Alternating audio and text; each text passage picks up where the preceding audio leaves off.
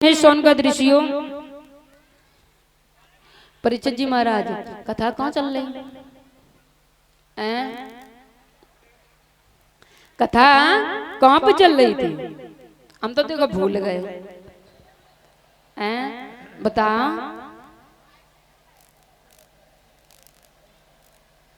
इधर हम कल से 500 रुपया रख देंगे हैं।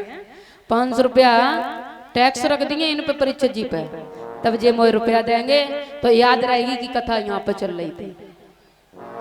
इधर 500 दे दिए नहीं याद रखे परीक्षित जी जाके मारे 9 दिन कथा 2 ही दिन तो भाई भैया तो परीक्षित जी गए 7। अगर 100 रुपया दिए तो 7 से चले जावे हैं, कोई बात ना। इधर राजा परीक्षित के पास में सुखदेव जी महाराज पहुंचे और महाराज ये सुखदेव जी महाराज का जन्म कैसे हुआ? एक बार की बात है। इधर मैया पार्वती और भोले बाबा कैलाश पर्वत पर है।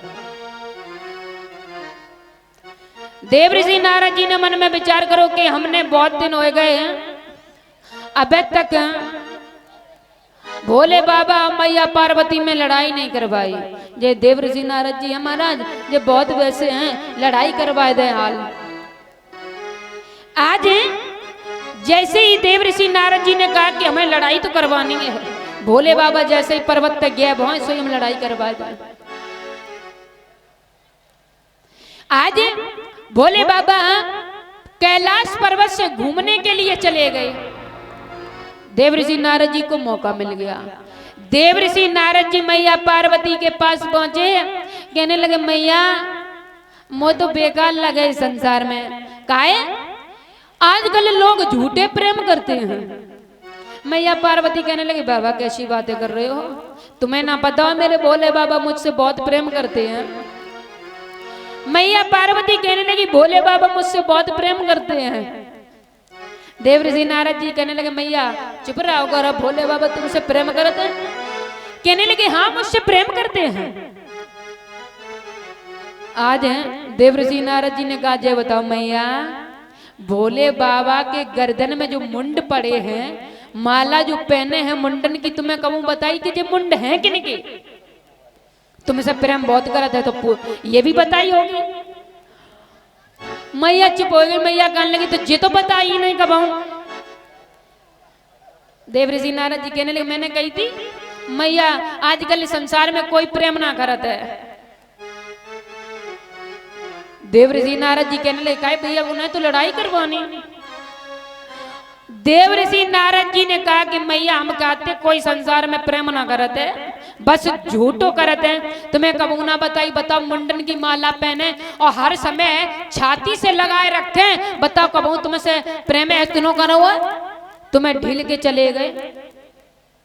कहने लगे जी तो बात सही है नारद जी, हाँ सही बात कह रहे, अभी तक बताई ना कबू। नारद जी कहने लगे बन गई बात। नारद जी ने इतनी बात कही, नारद जी वहां से चले गए। जैसे ही नारद जी निकले वे द्वार से निकले तब तक भोले बाबा उधर से आ रहे हैं। भोले बाबा ने कही देव ऋषि नारद जी निकले, कछु तो बात है आज, कछु तो जे करके गए हैं। आए भोले बाबा ने मैया पार्वती को देखो, उसे मैया पार्वती हाल गिलास लेके आए जावे पानी, लेकिन पार्वती मैया बैठी चुप। पार्वती मैया चुपचाप बैठी। महाराज भोले बाबा ने कही क्या बात है मैया काहे बैठी हो तुम चुप? नहीं बोली मैया पार्वती। कहने लगी क्या बात है बोल क्यों नहीं रही हो? नहीं बोली। काहे भैया गुस्सा है ना? जब नहीं बोली कहने लगे देखो तुम हमसे बोलो नहीं, काहे तुम मुझसे झूठो प्रेम करते हो। कहने लगे कौन कह रहा हो, कौन कह रहा हो? हम कह रहे हैं ना तुमने झूठो प्रेम हमसे की हो है। अगर तुम सही प्रेम करते तुम वो बता देते कि ये मुंड किनके हैं। भोले बाबा कहने लगे इतनी छोटी बात पे इतनी गुस्सा काहे हो रही? तुमने कबहू पूछी कि ये मुंड है किनके? कहने लगे नहीं पूछी, लेकिन तुम्हें बताने चाहिए थे। कहने लगी देखो ये मुंड जो हैं सब तुम्हारे हैं। मैया पार्वती कहने लगी ये कैसे? कहने लगे ये ऐसे, तुम इतनी बार मरी हो और उतनी बार मर जाती हो, वे मुंड में काट लेते अपनी माला बना लेते हैं, और मेरे ही साथ विवाह हुआ और मेरे ही साथ तुम हर समय रही हो। तुम मर जाती हो तो मुंड काट लेते, माला में पोल लेते, तुम्हारे प्रेम में इतने पागल हैं।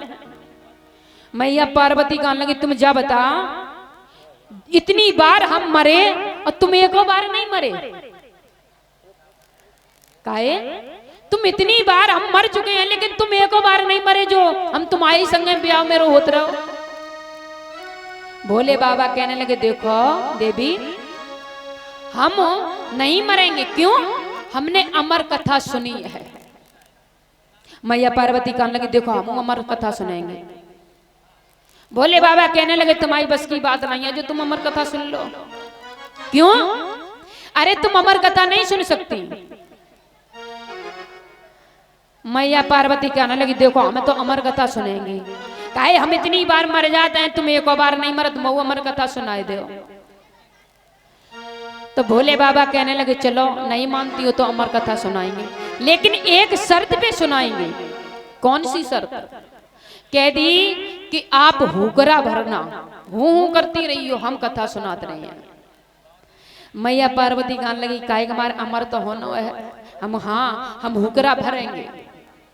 महाराज हैं भोले बाबा ने ताली बजाई, जितने भी जीव जंतु थे सारे जीव जंतु उड़ गए,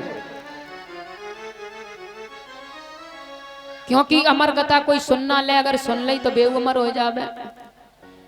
अरे सबरे जीव जंतु उड़ जाते हैं, लेकिन एक तोते का अंडा है और महाराज उस अंडे में जीव है, और वो अंडा वहां से नहीं उड़ सकता। इधर भोले बाबा ने देखा कि कैलाश पर्वत पर कोई नहीं है, और आज भोले बाबा अमर कथा सुनाना प्रारंभ कर देते हैं, और देवी जी हूं हूं कर रहे हैं। इधर हूं हूं कर रही हैं। धीरे धीरे महाराज समय बीत रहा है, कथा चल रही है। जैसे 11 अध्याय पर पहुंची, पार्वती मैया सोए गई। इनके अंदर क्षमता नहीं है महाराज जगविन की, लेकिन जे काम में बहुत आगे रावे, लड़बिन में खाबिन में बहुत आगे रहती जे लोग मैया लोग, लेकिन इनकी मैया कोई ना ऐसी है, इनकी बहुत अच्छी है। मेरे इनकी बहुत ऐसी हैं, वे खाबिन में आगे रावे, लड़बिन में आगे रावे, और कंडा फूट जाए महाराज फिर तो देखो गाली देवन में बहुत आगे रावे। पार्वती मैया सोए गई, और उधर उस कथा के प्रभाव से वो अंडा फूट गया। जैसे ही अंडा फूटा, उसमें से एक छोटा सा तोते का बच्चा निकला। आज महाराज तोते का बच्चा कथा बड़े ही प्रेम से सुन रहा है। मैया पार्वती सो गई, हुकरा बंद हो गए। तोते के बच्चे ने मन में विचार किया कि हुकरा देना बंद हो गए, मैया तो सो गई, लेकिन ऐसा ना हो भोले बाबा कथा बंद कर दे। आज महाराज वो तोते का बच्चा हुकरा देने लगा। जैसे ही हुकरा देने लगा तो आज भोले बाबा ने कथा समाप्त हुई और जोर से जयकारा लगाया, बोलिए गोविंद भगवान की। जैसे ही जयकारा की आवाज मैया के कानों में पहुंची, मैया ने अरे अरे बाबा कौन कथा चल रही कि कथा तो विराम हो गई। कहने लगी अरे ऐसे कैसे विराम हो गई, हम तो सो गए थे। तो भोले बाबा ने कही कि जब सोए गए, तुम सोए गई तो हुकरा कौन देवे। तो चारों तरफ देखो महाराज, तो एक वो तोते का बच्चा पीछे बैठे हुकरा दे रहा था। आज भोले बाबा उस तोते के बच्चे के पीछे त्रिशूल लेके दौड़े। तोते का बच्चा उड़ता जा रहा है और भोले बाबा बोले उस तोते के बच्चे के पीछे पीछे दौड़े चले जा रहे हैं। उधर से वेद व्यास जी की पत्नी जो है, इनका नाम है बिट्टुका देवी, वो अपने छत पर खड़ी होकर के केसों को सुखा रही थी।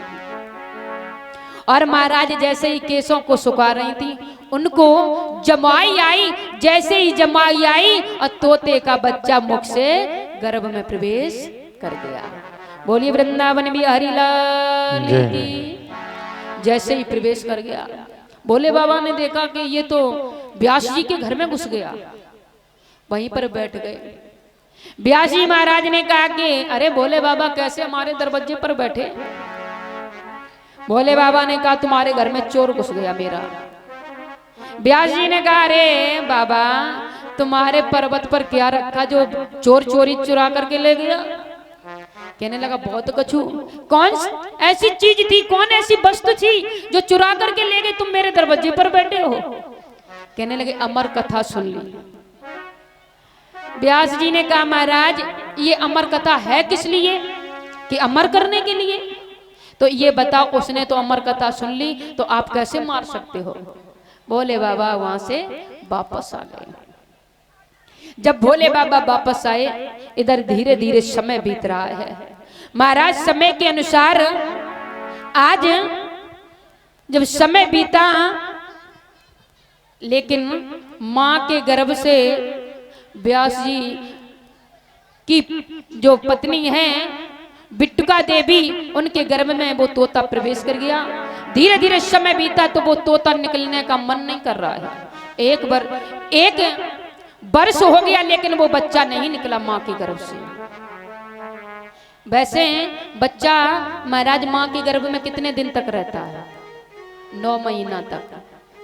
उसके बाद उसे तो इसे पृथ्वी पर आना है, लेकिन नहीं, आज 1 वर्ष पूरा हो गया लेकिन वो बच्चा मां के गर्भ से निकलने का मन नहीं कर रहा है।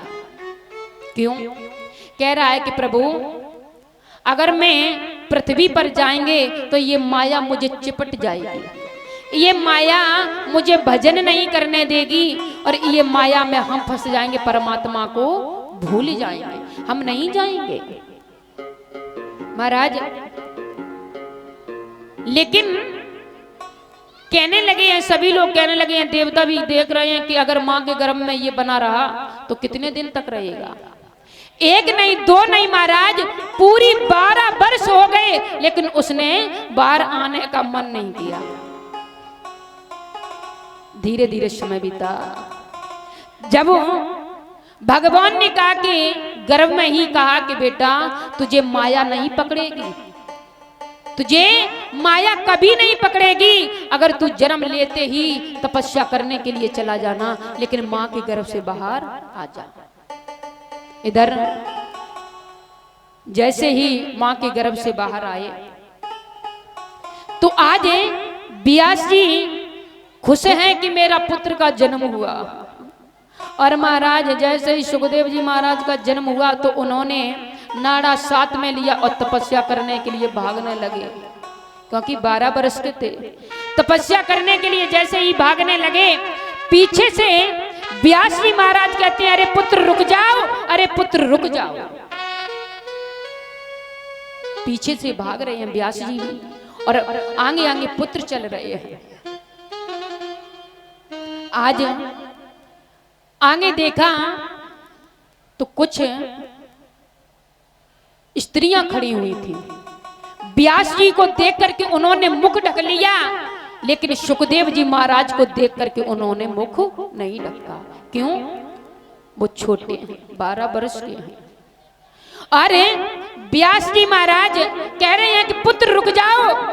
उधर से जवाब दिया है पुत्र ने, पिताजी तुम्हें पता नहीं है तुम कितनी बार मेरे पिताजी बने होगे और हम आपके बेटा बने होंगे। अरे तुम्हें यह भी नहीं पता होगे कि तुम मेरे पुत्र बने होगे और हम तुम्हारे पिता बने होंगे। अरे ये तो संसार का नियम है, मैं नहीं किसी के पुत्र हूं। और तपस्या करने के लिए चले गए।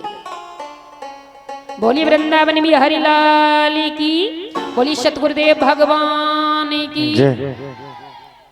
अभी ये कथा सुखदेव जी महाराज राजा परीक्षित को सुनाएंगे और राजा परीक्षित बड़े ही विधि विधान से कथा को श्रवण करेंगे।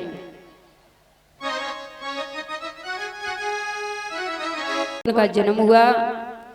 आज राजा परीक्षित को सुखदेव जी महाराज कथा सुना रहे हैं। आज तीसरे स्कंद में कथा आती है भगवान की वराह अवतार कि किस प्रकार से मेरे प्रभु ने वराह अवतार लिया। भगवान के इस पृथ्वी पर 24 अवतार बताए हैं। 23 अवतार हो चुके हैं, ये 24 अवतार बताया है कल्की के रूप में होगा। भगवान कल्की के रूप में जाने जाएंगे इस कलयुग में जो अवतार होगा। इधर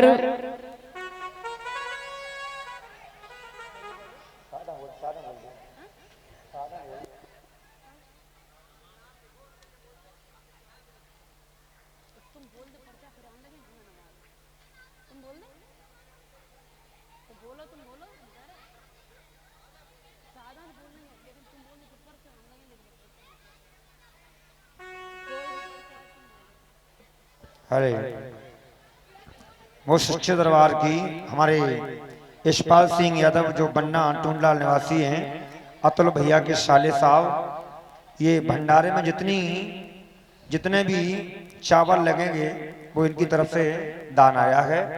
भगवान से कामना सदा भंडार भरे रहें। यशपाल सिंह यादव बन्ना टूंडलाल निवासी, अतुल भैया के साले साहब, जितने भी चावल लगेंगे खीर में वो इनकी तरफ से आए हैं। बोलो सच्चे दरबार की। बोलिए वृंदावन बिहारी लाल की। इधर भगवान ने इस पृथ्वी पर जो यहाँ पे बच्चा बहुत एकदम मजा आता है भैया।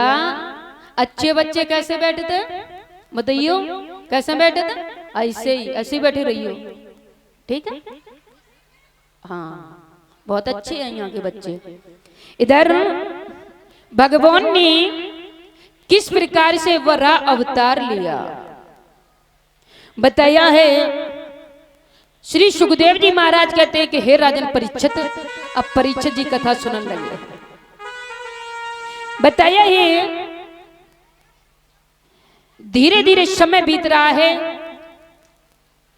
4 संत हुए जिनका नाम है शनक, सनंदन एवं सनत कुमार। ये 4 ऋषि हैं। ये ऋषि महाराज ऐसे हैं किसी के दरवाजे पर नहीं जाते हैं। एक जगह पर बैठ करके 4 संत हैं तो एक व्यास बन जाते हैं, कथा शुरू कर देते हैं और 3 लोग सुनने लगते हैं।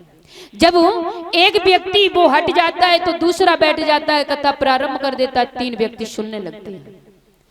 ऐसे ही शनक, सनंदन, सनातन ये तीनों पुत्र जो हैं बड़े ही प्रेम से कथा पूर्वक सुनते हैं 3, और एक व्यास बन जाता है। जब एक ये व्यक्ति थक जाता है तो दूसरा कथा प्रारंभ कर, लेकिन 3 व्यक्ति जो हैं वो कथा सुनते हैं, वो श्रोता बन जाते हैं। इधर महाराज श्रोता भी 3 प्रकार के होते हैं। श्रोता कथा सुनने वाले भी 3 प्रकार के होते हैं। अब लोग कहते हैं कि कैसे 3 प्रकार के होते हैं। एक तो श्रोता होते हैं। श्रोता जो कथा बड़े ही प्रेम से एक आसन पर बैठ कर के सुनते हैं, वे तो श्रोता है, बड़े ही प्रेम भाव से।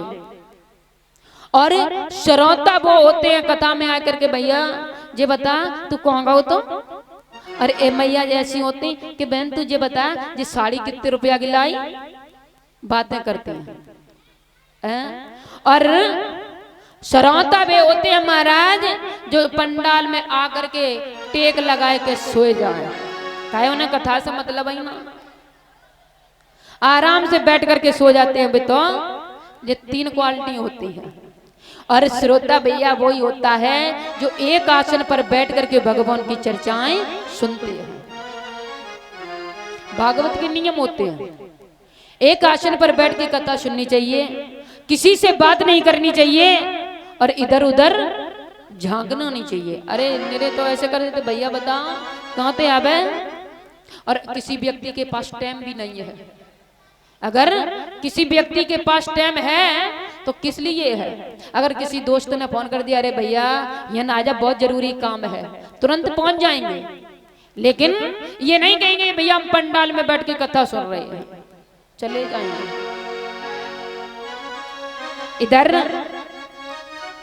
ये तीनों संत जो महाराज हैं श्रोता बने हैं, एक वक्ता बन जाते हैं, चारों बड़े ही प्रेम से कथा पूर्वक सुनते हैं। धीरे धीरे समय बीत रहा, इसी प्रकार से ये लोग कथा को श्रवण करते हैं।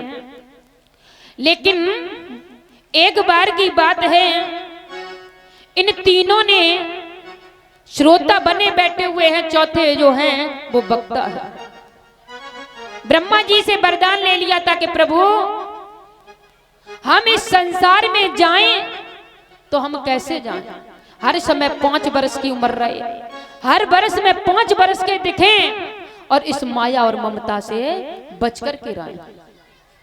इधर ये चारों जो हैं ब्रह्मा जी के मानस पुत्र हैं। ब्रह्मा जी से वरदान मांग लिया कि पिताजी इस संसार में मेरा जैसा ही जन्म हो तो मैं हर समय 4 वर्ष के और 5 वर्ष के नजर आए और मुझे इस माया से और ममता से बचा रखना। ब्रह्मा जी ने मन में विचार करो, ये तो चारों पुत्र तो मेरे हैं लेकिन किसी काम के नहीं हैं। क्यों?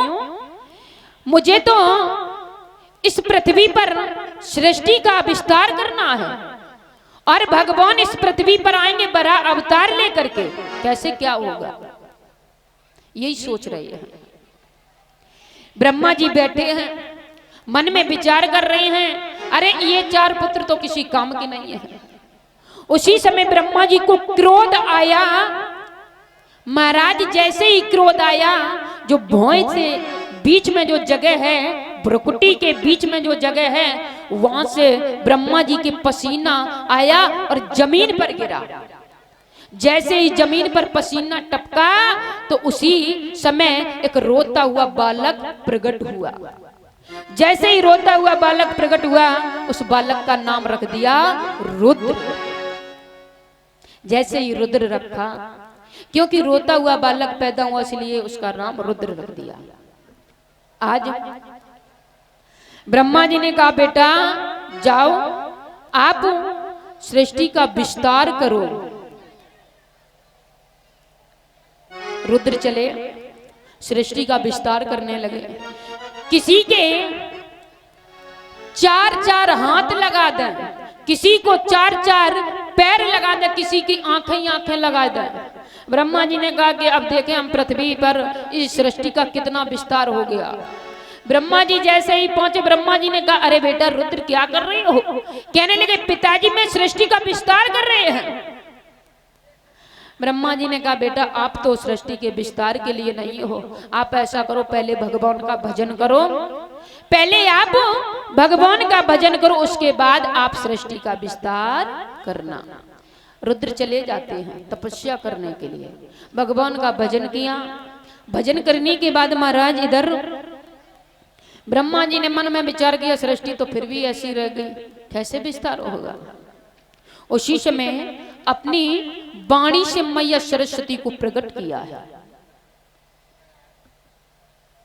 मैया सरस्वती को प्रकट किया है अपनी वाणी से, और मन में विचार करने लगे जिस प्रकार से दीपक बिना तेल के नहीं जग सकता है, उसी प्रकार से ये संसार भी आगे बिना स्त्री से बढ़ नहीं सकता है।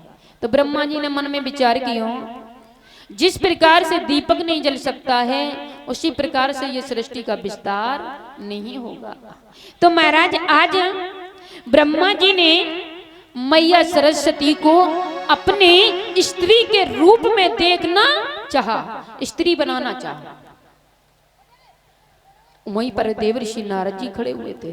देव ऋषि नारद जी ने कहा पिताजी ये ठीक नहीं कर रही हो, आपको नहीं पता है अगर आप अपनी वाणी से इसको प्रकट किया है तो आप समझो ये रिश्ता क्या बना है, बाप और बेटी का।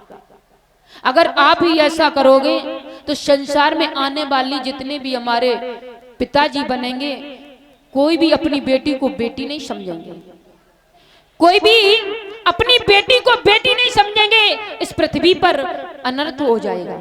आप पिताजी ऐसा करो, आप इसे ऐसा काम नहीं करो, क्योंकि आपको पता नहीं है, आप सृष्टि विस्तार करना चाहते हो तो आप ऐसा करो, एक स्त्री और एक पुरुष प्रकट करो। जब स्त्री पुरुष प्रकट हो जाएंगे तो सृष्टि का विस्तार हो जाएगा। ब्रह्मा जी ने अपने दाएं और बाएं अंग से शतरूपा और मनु को प्रकट कर दिया। बोली वृंदावन बिहारी लाल की। आज शतरूपा और मनु का प्रकट हुए तो आज धीरे धीरे समय बीता। महाराज शतरूपा और मनु से सृष्टि का विस्तार होने लगा। जब विस्तार होने लगा, ब्रह्मा जी ने देखा कि सृष्टि तो बढ़ती जा रही है, लेकिन एक कमल के पत्ते पर किस प्रकार से ये सृष्टि पर लोग रहेंगे। अरे सृष्टि तो जगह कम पड़ जाएगी और एक कमल के पत्ते पर किस प्रकार से रुकी रहेगी। ब्रह्मा जी भयभीत फिर हुए, क्योंकि बताते हैं हिरण्याक्ष जो है वो पृथ्वी को लेकर के रसातल में चला गया था। जब पृथ्वी तो वो चुरा करके ले गया और कहने लगे ये एक कमल के पत्ते पे कैसे लोग रहेंगे। तो ब्रह्मा जी ने विनय की, भगवान विष्णु प्रकट हुए। अरे ब्रह्मा जी क्या बात है जो इतने परेशान हो।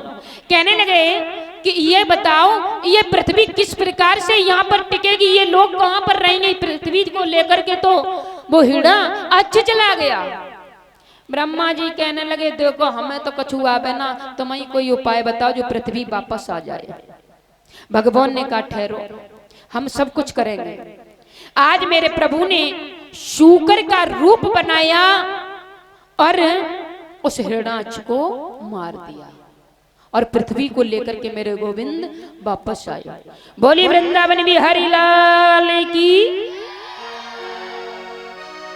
सुखदेव जी महाराज से राजा परीक्षित कहने लगे महाराज आप मुझे ये बताओ हिरण्याकश्यप और हिरण्याक्ष ये हैं कौन। अभी हिरण्याक्ष की कथा आई है, हिरण्याकश्यप की कथा आएगी महाराज अभी आगे। ये दो भाई हैं। आप मुझे ये बताओ, सुखदेव जी महाराज से प्रश्न किया राजा परीक्षित ने, ये हिरण्याकश्यप और हिरण्याक्ष हैं कौन। सुखदेव जी महाराज कहने लगे हे राजन परीक्षित, एक बार की बात है, शनक सनंदन सनातन जो हैं चारों संत भगवान के धाम के लिए जा रहे थे, बैकुंठ धाम। जब बैकुंठ धाम जा रहे थे उनके द्वार पर पहरेदार लगे थे जय और विजय। महाराज जय और विजय ने रोक दिया उन चारों संतों को, तुम अंदर नहीं जा सकते हो, जब तक हमारे प्रभु का आदेश नहीं आ जाएगा तब तक अंदर नहीं जाओगे। तो आज उन चारों ऋषियों ने श्राप दे दिया, जाओ तुम पृथ्वी पर 3 जन्मों तक निशाचर बन करके रहोगे और भगवान तुम्हारा उद्धार करने के लिए आएंगे, तभी तुम्हारा उद्धार होगा। ये जय और विजय हिरण्याकश्यप है। इधर महाराज धीरे धीरे समय बीत रहा है, भगवान पृथ्वी को वापस लाए और बड़ी सुंदर कथा आती है 4थे स्कंद में कि किस प्रकार से मैया सती ने अपने पिता के यहाँ पर अपना शरीर त्यागा। इससे पहले भगवान का नाम, उसके बाद कथा में प्रवेश करेंगे।